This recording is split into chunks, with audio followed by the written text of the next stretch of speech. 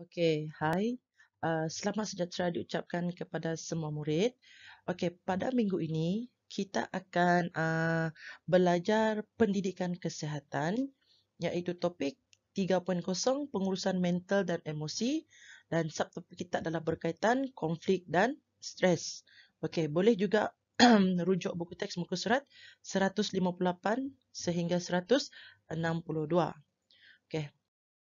Baiklah, kita tengok standard pembelajaran untuk topik kita pada hari ini. Okey, di sini ada 3 standard pembelajaran. Okey, yang pertama, kamu hendaklah dapat menyatakan pelbagai situasi konflik dan situasi stres. Maksudnya kamu kena dapat kenal pastilah apa itu situasi konflik dan situasi stres. Okey, yang kedua, mengaplikasi cara mengurus konflik dan mengurus stres. Maksudnya kamu kena tahu bagaimana cara kamu untuk mengurus konflik dan stres diri sendiri apabila terjadinya konflik dan stres. Okey, dan yang terakhir, menilai kesan konflik dan kesan stres terhadap kesihatan diri dan keluarga. Okey, cikgu berharap habis sahaja topik pembelajaran pada hari ini. Cikgu berharap kamu dapat mencapai ketiga-tiga standard pembelajaran yang telah dinyatakan ini. Okey, baiklah. Kita tengok pula apa itu konflik. Apa itu konflik? Nampak tak dua gambar yang cikgu letak di sini? Okay, kita tengok gambar yang pertama ni. Gambar yang pertama ni, seorang ini dia mengatakan yang di bawah ini adalah nombor 6. Manakala seorang individu ini pula mengatakan yang di bawah ini adalah nombor 9. Okey. Apabila seorang cakap 6, seorang cakap 9, jadi terjadinya lah konflik. Tak ada kata sepakat, tak ada persetujuan dah. Padahal dua-dua pun betul sebab dilihat daripada sudut pandangan yang berbeza. Okey, yang seterusnya tengok sini. Kalau seorang nak ke kanan, seorang nak ke kiri, berjalan tak buat tu? Tak kan? Sama juga tak ada kata sepakat, tak ada persetujuan. Okey, kita tengok apa itu konflik. Okey, ia merupakan situasi seseorang yang mempunyai persepsi atau pandangan bahawa terdapat pihak lain cuba untuk menentang dan melakukan perbuatan atau tindakan yang merosakkan pihak lain. Cikgu bagi contoh yang senang lah. Cinta tiga segi. So, itu yang selalu berlaku di kalangan remaja budak-budak sekolah. Berebutkan seorang individu. Si A ni minat B, si B pula suka C. Macam mana tu? Si C pula minat si A dengan si B. Habis. Terjadinya konflik. Tak tahu nak bercinta dengan siapa. Tak tahu nak menjalinkan hubungan dengan siapa. Itu contoh. Sebab cikgu bagi contoh yang senang sikit supaya senang kamu faham. Okey. Seterusnya, bermaksud perselisihan namun boleh juga dimaksudkan sebagai pertelingkahan atau pertikaian. Yang cikgu highlight ni, ini adalah kata kunci. Antara situasi yang boleh menyebabkan konflik juga berlaku adalah seperti apabila berbeza pendapat. Apabila tidak setuju dengan idea orang lain. Asyik nak idea dia je. Berebut jawatan lah. Berebut kuasa lah. Asyik dia je nak jadi presiden. Orang lain tak boleh. Asyik dia. So, dia berlakulah konflik. Ataupun perbezaan jantina. Contoh seperti lelaki tak boleh masak. Sebab di dapur tu adalah tempat perempuan. Terjadinya konflik sebab ada orang cakap, kenapa perempuan je boleh, lelaki tak boleh? Macam itulah. Contohnya pula, perempuan pula tidak boleh jadi engineer. Engineer ni kerja lelaki. Perempuan mana boleh jadi engineer? Itu konflik lah.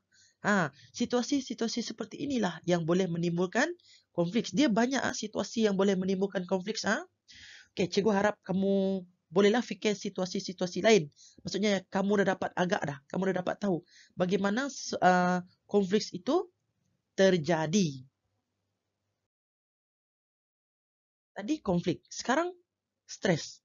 Apa itu stres? Kalau cikgu tanya kamu, mesti kamu tahu apa itu stres. Kerana kamu sering mengalami stres. Walaupun kamu baru, walaupun kamu muda. Dia bukan yang tua saja stres, yang muda pun boleh stres. Stres, dia banyak situasi yang boleh menyebabkan stres. Kita tengok apa itu stres. Stres. Okey, keadaan wujudnya ketidaksesuaian antara situasi yang diinginkan dengan keadaan dan keseimbangan psikologi, biologi atau sistem sosial individu yang terlibat. Maksudnya dia ada percanggahan, ketidaksesuaian di antara situasi. Contohnya, kamu kamu nak pergi rumah nenek kamu. Contohlah. Tetapi kamu tak boleh nak tinggalkan game kamu. Parents kamu ajak kamu pergi rumah nenek kamu sebab nak melawat nenek kamu. Tapi kamu tak boleh nak tinggalkan games kamu sebab kamu ada tournament masa tu. Ada pertandingan lah. Pertandingan sekarang kan ada e-sport. Jadi kamu akan jadi stres. Sebab apa? Mak bapak kamu bawa kamu di saat kamu tengah ada pertandingan. Kamu dah lah ada stres disebabkan pertandingan. Ini mak bapak pula bawa kamu balik kampung. Kalau balik kampung kan tak ada line. Jadi kamu tak boleh main game. Itu adalah contohnya lah. Okey, yang seterusnya, membawa maksud keadaan fizikal atau ketegangan mental yang menyebabkan perubahan pada sistem tubuh badan serta menghasilkan perasaan risau. Yang tengok highlight sini, ketegangan mental. Maksudnya, minda kamu tengah berperang. Berperang dengan hati kamu, berperang dengan perasaan kamu dan menyebabkan perubahan pada sistem tubuh badan serta menghasilkan perasaan risau. Apabila banyak yang kamu fikir dalam otak, kamu startlah berasa risau. Okay, nampak gambar yang cikgu dah letak sini ya. Maksudnya, tengok yang perempuan ni. Dia banyak fikir, dia banyak fikir. Study lah, family, tengok makanan lah, apalah. Ini di tempat kerja dan ini mungkin student lah. Tengok, dia nak exam. Okey, situasi lain yang boleh juga menyebabkan stres ialah apabila kamu sering dibuli. Itu yang sering dibuli. Kerja rumah tidak siap, mak bapak sering bergaduh, atau individu perempuan yang bermain futsal dan telah dipandang serong oleh jiran. Situasi-situasi seperti ini juga boleh menyebabkan berlakunya stres. Okay. Baiklah, sekarang kita tengok kesan konflik dan stres terhadap kesihatan diri. Okey, kita tengok yang pertama. Emosi menjadi tidak stabil dan tidak mampu menyelesaikan masalah. Okey, yang kedua, kecewa serta cepat naik darah dan marah. Apabila dua situasi ini berlaku, ia boleh menjejaskan hubungan dengan orang lain. Dia boleh menjejaskan hubungan dengan orang lain. Sebab apabila emosi kamu tidak stabil, kamu selalu cepat marah, tiada siapa yang nak tidak siapa yang nak berkawan dengan kamu. Okey, dia boleh menjejaskan hubungan. Okey, kita tengok pula yang ketiga, rasa letih sepanjang masa. Apabila kamu apabila berlakunya konflik dan stres, kamu tak sedar pun kamu sedang mengalami stres sebenarnya. Ini adalah salah satu simptomnya, rasa letih sepanjang masa. Okey, yang seterusnya, sukar fokus terhadap pekerjaan yang dilakukan. Yang ini, sukar fokus terhadap pekerjaan yang dilakukan. Contoh, kalau kamu adalah pelajar. Kalau di sekolah, ia boleh menyebabkan hilang tumpuan menghadapi pelajaran. Dan akhirnya akan menyebabkan gagal dalam peperiksaan. Itu adalah salah satu jenis stres yang negatif. Kalau kamu stres yang positif, parents kamu memberi tekanan kepada kamu yang kamu apabila kamu mendapat contohnya 5A dalam peperiksaan akhir tahun, ibu bapa kamu akan bagi kamu satu hadiah. Contohnya adalah seperti iPhone 13 Pro Max. Contoh. Jadi kamu berasa stres, tapi stres itu kamu positif sebab kamu ada sesuatu yang kamu nak capai, ada sesuatu yang kamu nak target. Itu adalah contoh perbezaan di antara stres yang negatif dan stres yang positif. Okey, kita tengok pula yang kelima. Mudah risau walaupun terhadap benda kecil. Mudah risau walaupun terhadap benda kecil. Okay, yang seterusnya, sering berasa cemas. Dan yang last sekali, sering berimajinasi perkara-perkara buruk yang akan berlaku. Okay, apabila tiga situasi ini tadi berlaku, ia boleh mendorong seseorang itu melakukan tindakan yang membahayakan diri sendiri atau boleh menyebabkan kemurungan. Sebab apa? Sebab kamu risau. Walaupun benda yang kecil. Contohlah, bunga mak kamu lupa kamu siram. Padahal mak kamu dah bagi pesan, jangan lupa siram bunga. Tapi kamu lupa, kamu dah pergi main PUBG di rumah kawan kamu. Secara tidak langsung kamu stres lah. Stres sebab benda tu memang benda kecil lah. Tapi tak juga kecil sebab mak marahkan. Adalah situasi lain. Contohlah main game. Main game PUBG tu. Kawan kamu malam tu ajak kamu main sama dengan dia. Tetapi kamu dah main pula dengan tim lain. Itu contoh juga yang boleh menyebabkan stres. Sebab kawan kamu dah fikir dah, okey, bila saya berpasangan dengan dia main, kita boleh menang malam ni. Boleh push rank. Contohnya lah. Okey, seterusnya sering merasa cemas tadi, sering berimajinasi benda-benda perkara buruk yang akan berlaku. Apabila kamu stres, kamu akan startlah fikir benda-benda yang pelik-pelik, benda buruk-buruk. Contohlah tidur malam. Besok kalau saya jalan dekat sekolah, macam mana kalau saya tiba-tiba jatuh depan crush saya?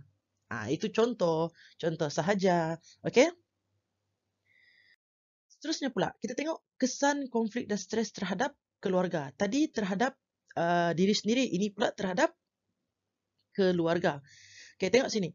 Yang pertama sini, hubungan kekeluargaan menjadi renggang. Apabila konflik dan stres berlaku, hubungan kekeluargaan boleh menjadi renggang. Seterusnya, berasa tersisih dan tidak disayangi. Berasa tersisih dan tidak disayang. Kalau kamu asyik stres, dia memanja dekat rumah, mak bapak pun tak nak dekat dengan kamu. Sebab apa? Sikit tegur nak melenting, sikit tegur nak merajuk. Adik-beradik pun tak boleh nak main dengan kamu, tak boleh nak manja dengan kamu. Okey, yang seterusnya, kurang komunikasi yang mesra dan tiada gurau senda dalam keluarga. Apabila konflik dan stres, apabila kamu sering konflik dengan keluarga, tiba-tiba lepas tu kamu stres, akan kuranglah komunikasi yang mesra dan tiada gurau senda dalam keluarga. Kalau dulu kamu seorang yang periang, suka bergurau, suka membuat pick up line, punchline, apabila konflik dan stres telah menghantui kamu, macam inilah dia akan jadi kurang komunikasi yang mesra dan tiada sudah gurau senda dalam keluarga. Jadi hubungan itu akan jadi renggang lah.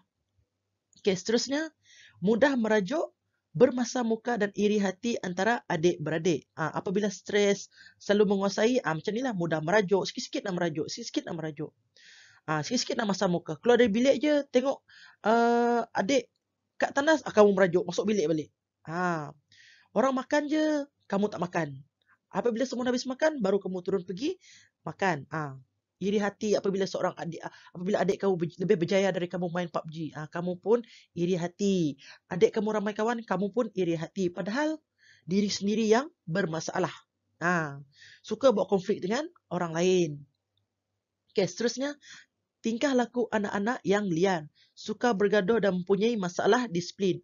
Kalau kamu adalah salah seorang yang sering mempunyai masalah disiplin sekolah, mempunyai masalah disiplin di sekolah, kamu sepatutnya cermin diri kamu sendiri dan fikir balik, apa yang membuatkan kamu menjadi liar dan mempunyai masalah disiplin ini? Adakah kamu stres? Kamu tanya dengan diri kamu sendiri. Baiklah. Seterusnya, apakah langkah-langkah menangani stres? Kita tengok apa langkah-langkah menangani stres. Okey, yang pertama, kalau di sekolah, kamu boleh merujuk masalah kepada kaunselor, guru yang kamu boleh percayai, yang kamu senang untuk kamu bercerita, ataupun ibu bapa. Seterusnya, berehat dengan secukupnya. Sebab malam tu contohlah situasi, senang je. Sekarang ni cikgu guna situasi main game. Apabila kamu main game sampai pukul 2-3 pagi, padahal esok pagi ada kelas, kamu tak buat. Okey. Sekarang ni banyaklah yang tak buat kerja cikgu ni. Cikgu tahu, banyak yang tak buat kerja cikgu. Kamu tunggu apabila kita bersemuka nanti, cikgu tengok. Cikgu nak tengok, kamu stres ke tak stres nak siapkan semua kerja cikgu dari minggu 1 sampailah minggu yang sekarang. Sekarang dah minggu ke-7. Bila tak ada rehat secukupnya, startlah kamu stres. Apabila kamu berehat dengan secukupnya, dia boleh mengelak daripada kamu stres. Kalau kamu tak cukup rehat, mestilah kamu akan stres. Yang ketiga, tengok, mempunyai hobi yang mendatangkan ketenangan. Kalau PUBG itu, yes lah, hobi yang mungkin mendatangkan ketenangan kepada kamu. Tapi boleh juga menjadi penyebab kamu stres. Kenapa? Sebab PUBG kamu asyik main, kerja rumah tak buat. Kan stres. Okay, seterusnya, mendapatkan rawatan pakar. Ini kalau stres kamu dah kronik. Okay, last kali kamu melakukan aktiviti sukan dan riadah. Sekurang-kurangnya 3 minggu sekali. Macam kamu makan ubat sehari 3 kali. Sama juga riadah dan aktiviti sukan ini adalah ubat kepada tubuh badan yang sihat, minda yang sihat. Itu adalah 5 langkah yang dapat cikgu senaraikan di sini untuk menangani stres. Tengok pula slide seterusnya, iaitu cara menangani konflik. Okey, yang pertama tadi stres. Stres itu adalah maksudnya perasaan risau yang muncul disebabkan oleh ketegangan mental. Konflik pula tadi adalah apa? Yang 3P itu. Perselisihan, pertelingkahan dan apa satu lagi tu. Dia 3P ya. Maksudnya yang pertama ni berbincang dengan ibu bapa, guru, sahabat karib atau kaunselor.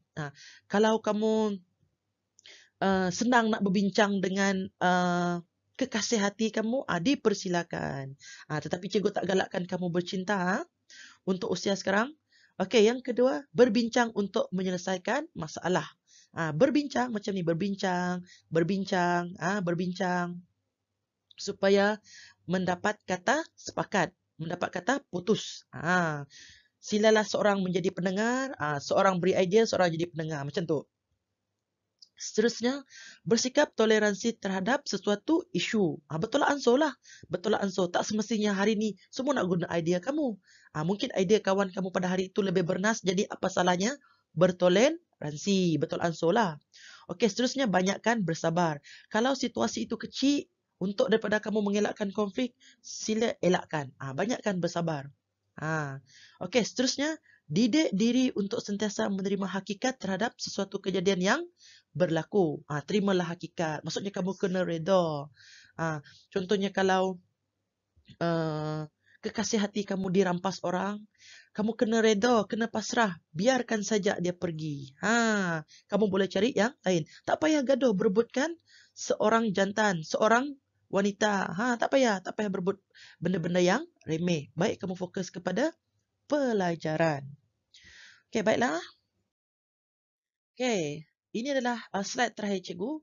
Okey, ini adalah cara yang salah dalam pengurusan konflik dan stres. Selalunya di kalangan kamulah, di kalangan remaja.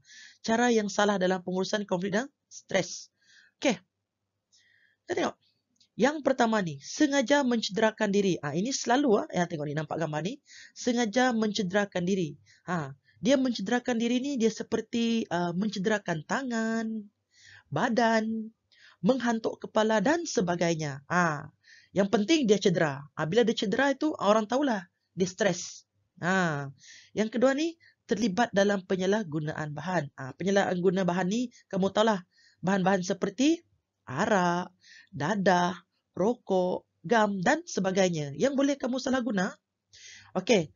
Dan seterusnya, mengambil ubat tanpa preskripsi pegawai perubatan bertauliah.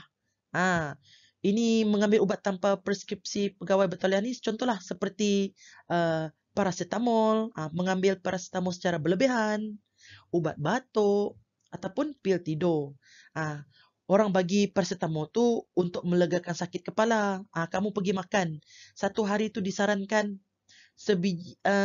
sekali 2 biji. Kamu makan 5 biji. Ubat batuk, orang doktor cakap 1 sudu 1 hari. Kamu telan pula 1 botol. Pil tidur pun sama. Pil tidur tu kadang-kadang dibagi untuk orang yang ada masalah tidur. Bukan yang stres ni kamu ambil secara berlebihan. Itu adalah cara yang salah dalam pengurusan konflik dan stres. Okey. Sampai di sini saja pembelajaran cikgu pada hari ini. Pengajaran cikgu pada hari ini. Cikgu berharap kamu semua dapat faham apa yang cikgu ingin sampaikan tentang pengurusan mental dan emosi ini. Bagaimana untuk mendapatkan mental dan emosi yang sihat. Okey, kita berjumpa lagi pada minggu hadapan. Bye.